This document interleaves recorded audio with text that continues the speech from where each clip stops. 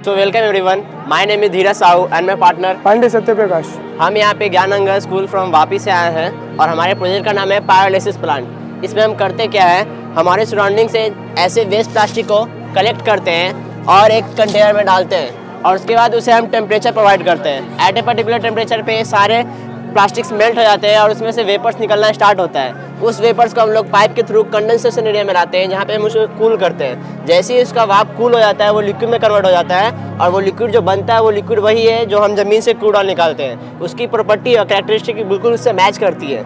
इतना ही नहीं, जितना भी हम वेस्ट मटेरियल इसमें डालेंगे उससे 80% से तो क्रूड ऑयल निकलेगा, लेकिन 15% से गैस रिलीज होगी जो कि हाईली फ्लेमेबल है। उसको भी हम डिफरेंट जगह पे यूज़ कर सकते हैं और 5% इसमें लास्ट से बचेगा जो कि चारकोल के फॉर्म में होगा, उसे भी हम डिफरेंट जगह पे यूज़ कर सकते हैं। आइए क्या यूज़ कर सकते हैं। So first we talk about the advantages of plastic pyrolysis.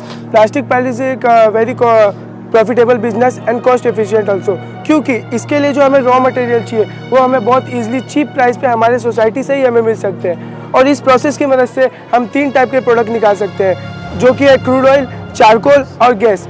Crude oil की मदद से हम पेट्रोल, डीजल और केरोसिन जैसे वैल्यूएबल प्रोडक्ट्स निकाल सकते हैं, जिनका इस्तेमाल व्हीकल्स में और पावर जनरेटिंग में हो सकता है। चारकोल की मदद से हम ये चारकोल ब्रिक्स बना सकते हैं और रोड्स बना सकते हैं, जो कि ये charcoal brick normal concrete brick से 7 गुना ज़्यादा मजबूत और लाइट वेटेड रहेंगे। और ये जो गैस निकल रहा है ये भी हाईली फ्लेमेबल है, तो इसके इस्तेमाल से हम सीएनजी और एलपीजी के सब्स्टिट्यूट मार्केट में ला सकते हैं, जिनका इस्तेमाल डोमेस्टिक पर्पज़ के लिए हो सकता है। और यही नहीं, सबसे अहम बात, आज के समय में हमारे देश में हर साल 3.6 million tonne plastic waste generate होता है, जो कि हमारे देश को 50वां सबसे ज़्यादा प्लास्टिक वेस्ट जनरेट करने वाला देश बनाता है। और ये चीज़ हमारे देश की कमज़ोरी है, और अगर इस चीज़ को हम अपने देश में लार्ज लेवल पे इम्प्लीमेंट करते हैं तो यही कमज़ोरी हमारे देश की ताकत बन जाएगी। आज के समय पे हमारा देश दूसरे देशों पे डिपेंडेंट रहता है कि हमें क्रूड ऑयल चाहिए। हर साल हमारे देश का 14 से 15 बिलियन डॉलर बाहर देशों में जाता है, क्योंकि हम बाहर देश से हर साल 270 मिलियन टन क्रूड ऑयल अपने देश में इंपोर्ट कराते हैं। तो अगर इस चीज़ को हम अपने देश में करते हैं तो हमें दूसरों पे डिपेंडेंट नहीं रहना पड़ेगा, हम खुद का क्रूड ऑयल खुद बना लेंगे और हमारा देश आत्मनिर्भर भी बन जाएगा।